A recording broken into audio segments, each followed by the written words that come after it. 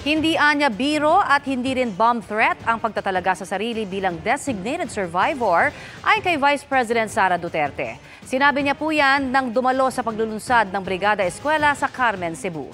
Nakatutok si Nico Sereno ng GMA Regional TV. Sa mga huling araw niya bilang Education Secretary, minomonitor ni Vice President Sara Duterte ang Brigada Eskwela. Pagtutulong-tulong ng mga guro, magulang at volunteer para ayusin ang mga pasilidad at gamit sa mga paaralan. Inilunsad yan sa Carmen National High School sa Carmen, Cebu. Ang totoong matatag ay ang pag-amin na hindi natin kaya mag-isa at kailangan natin ng kasama, katuwang, kauban, kadwa o kaupod.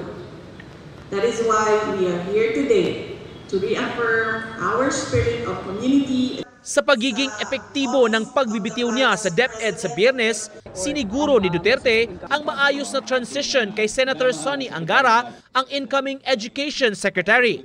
Bukas naman sila magpupulong kasabay ng turnover. Kibalok ko si Senator Angara, he's been in government for the longest time, longer than me.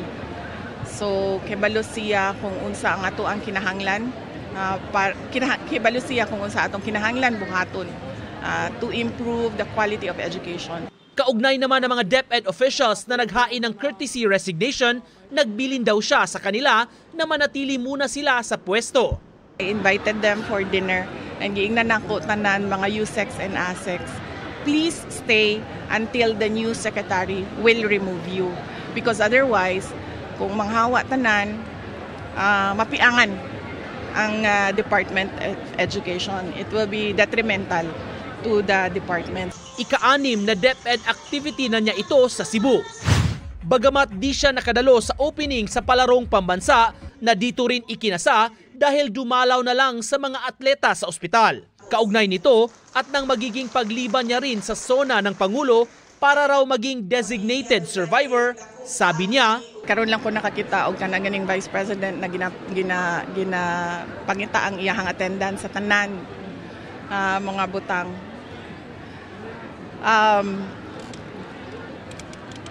Dili to siya joke, dili po to siya bomb threat. I think many missed the point. So, para sa ako, kung wala ka kasabot the first time, I don't think you deserve an explanation. Mula sa GMA Regional TV at GMA Integrated News, Nico Sereno, nakatutok 24 oras.